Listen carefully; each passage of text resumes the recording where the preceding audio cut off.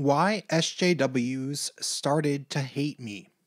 And I'm referring to my real life. Hey, it's Prince of Queens, and today I had the most delightful surprise of seeing my subscriber count mysteriously jump by about 5,000 people at once.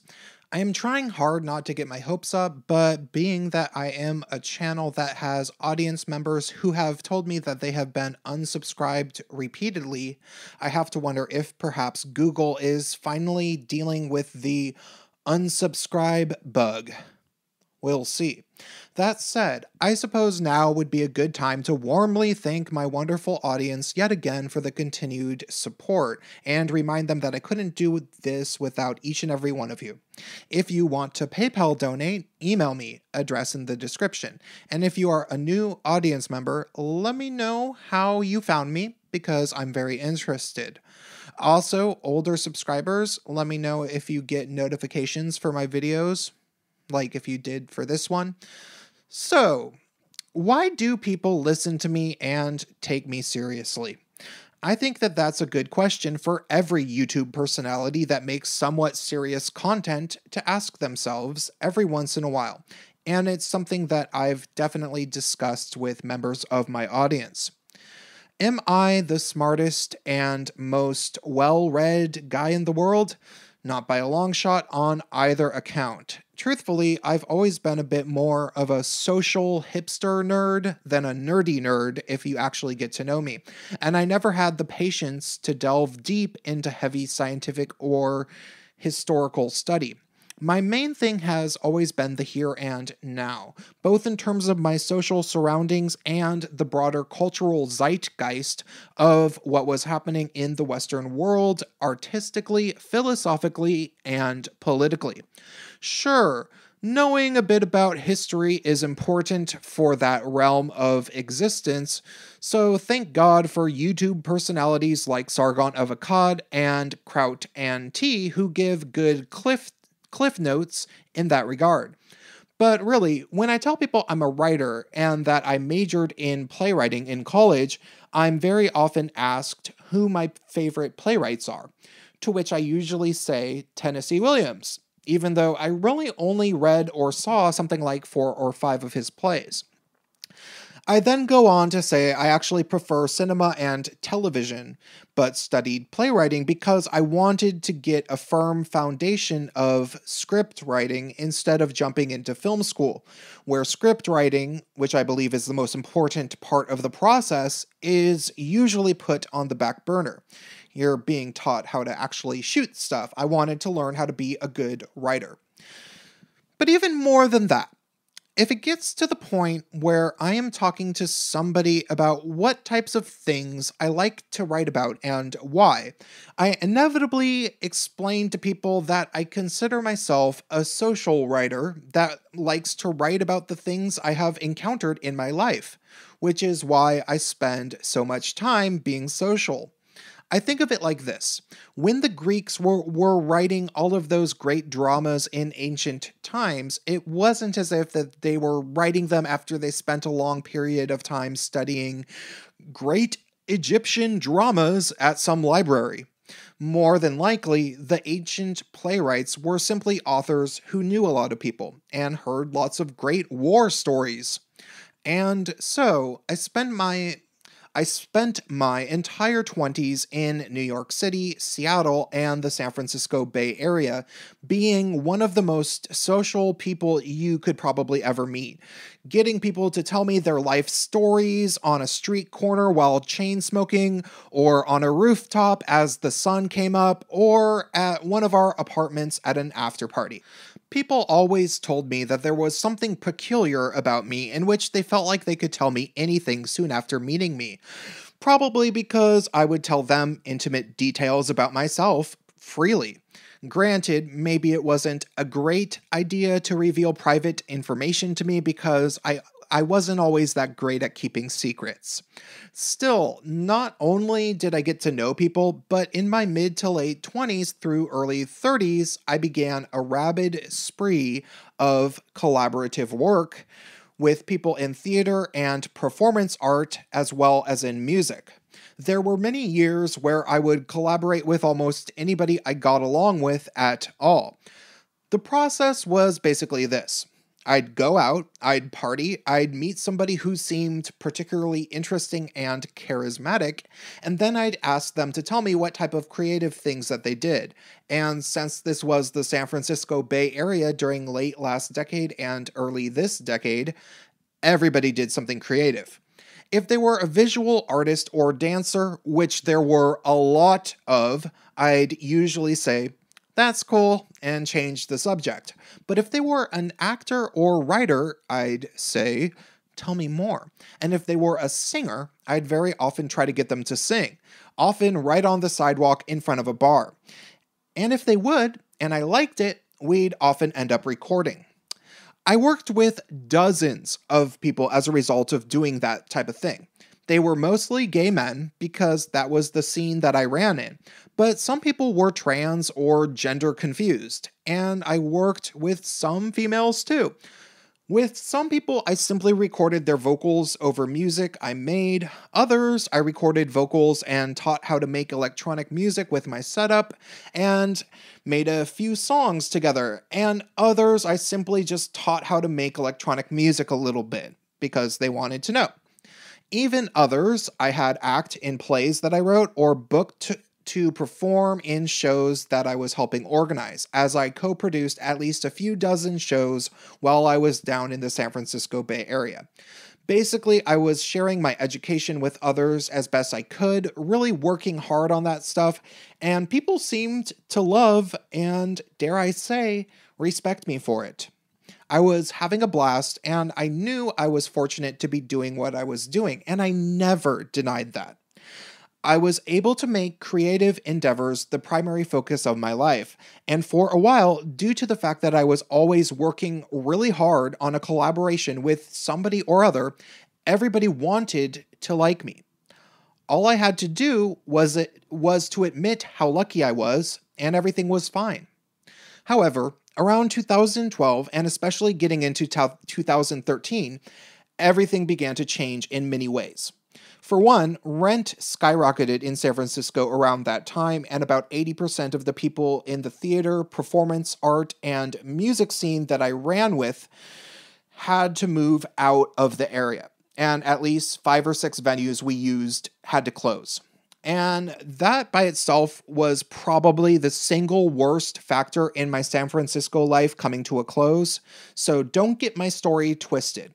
It put a damper on how absolutely everybody who was left saw themselves as artists in a big city that we used to love, but now was mostly too expensive to live in, though many of us held on for years, penniless, hoping maybe it would go back to the way it was. Also, I was personally struggling with substance problems off and on, and while people were generally tolerant of my wasted shenanigans when I was producing a lot of work and having lots of fun shows, when the scene dried up and I was less and less happy, I think my general social persona became a bit more tiring to tired people. But really, the real thing that ended up happening was that within a year or two of the skyrocketing rent, the social justice apocalypse happened, and everybody started resenting not just white males, not just rich white males, but they started resenting me, not just for being white and male, which they certainly did, but also because I was fortunate enough to make my creative pursuits the main focus of my life. All of the sudden, to add insult to injury, after my artistic sphere mostly had already collapsed, over and over, haters came out of the woodwork that I never thought much about, and these were people that I didn't even really know, and they were ragging on me viciously, telling me in so many words that they thought that they were better than I was, and that they could do everything that I did if they were as privileged.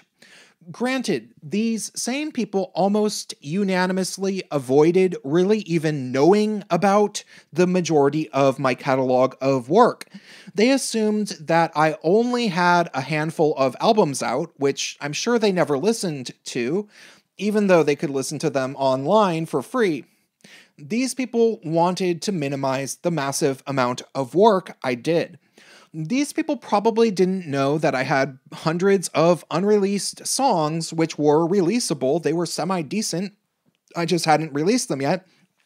And they probably didn't even know about all of the different theater and performance art all of the different theater and performance art pieces that I wrote, performed, or directed. It's not like they didn't care. It's more than that. It's that they very actively wanted to believe that I was less than I was.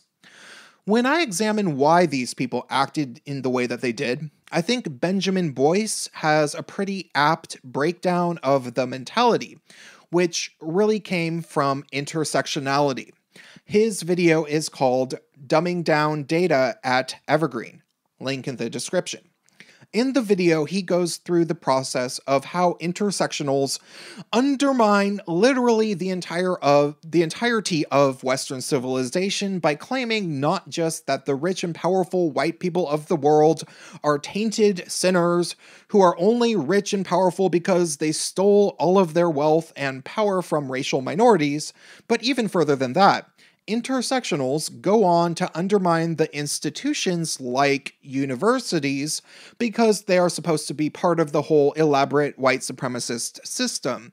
And then they begin to undermine all of the white professors at the universities, which of course we can assume they are, unless of course they choose not to undermine professors who are white if they are zombified intersectionals and therefore can be occasionally listened to after the black lesbians in wheelchairs are finished speaking. So here's what I speculate. It's not simply that white men end up being undermined and demonized in this process, but due to the fact that the establishment in basically every facet of culture in the West is majority white and perhaps majority male, everything about the establishment becomes undermined with it. And when you undermine the establishment, when you go down the road of claiming that everything associated with the white male establishment is bad and wrong, you end up throwing the baby out with the bathwater, and a massive amount of really good ideas become demonized as bad ideas due to guilt by association. That painting is beautiful. Wait, a white guy painted it? Never mind, it's oppressive, I hate it. That said, in my case, I can't make sense of this type of thing that happened to me in any other way. I mean, though I am no longer friends with many people that I worked with, a few of whom flagrantly and ungratefully betrayed me in the most absurdly hurtful ways, I still have numerous friends that I worked with on a lot of work. 3 guys that I'm thinking of in particular, I spent countless hours with working really hard on projects. All 3 of them are racial minorities, one of which is actually an African immigrant.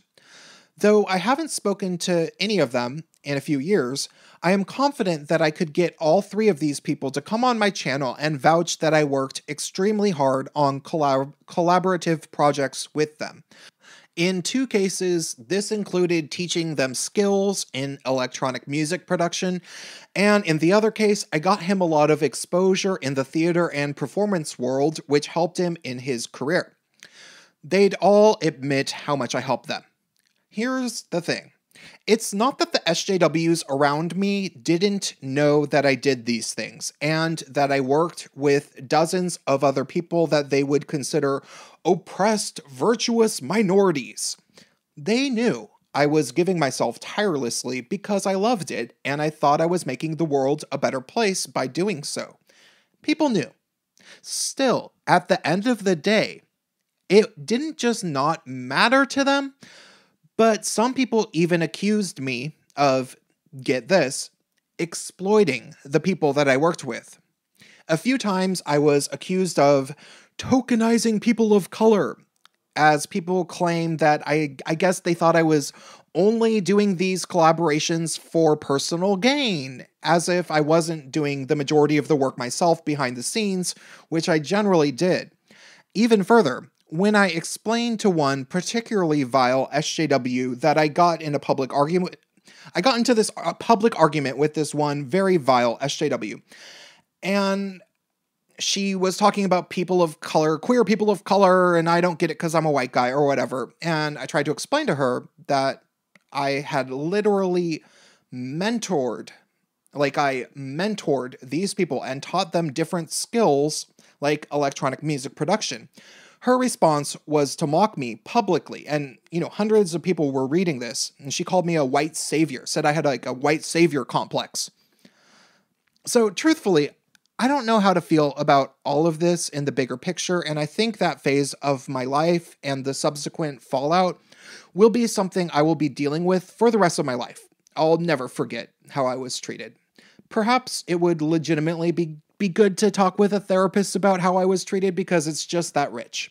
Regardless, the one conclusive thing I can say is that aside from the people who simply didn't really like me because they might not have liked my style of creativity, or because I annoyed them when I was wasted, the people who ended up demonizing me didn't do so because I did anything wrong. No, there are dozens of people that I know once admired me, wanted to work with me, and in many cases wanted to be better friends with me or even sleep with me. But these people, many of them, eventually threw me under the bus and demonized me, not because of what I did, but because of what I was. What that meant to them, and because it became popular opinion to dislike me and people like me. In the area I was in, it became a fad to turn away from the art, music, and even people that so many liked if they happened to be white males, and pretend that they never liked them. And I ended up being one of those peoples, which will give me major trust issues in regards to ever giving myself tirelessly to an artistic community again. I mean, I guess if you show people that you're willing to work a lot and maybe give them stuff that they don't necessarily deserve, maybe they start to think that they deserve it, even though they don't. I guess there's no such thing as a free lunch, and no good deed goes unpunished. That's all I have to say for this video. Stay tuned.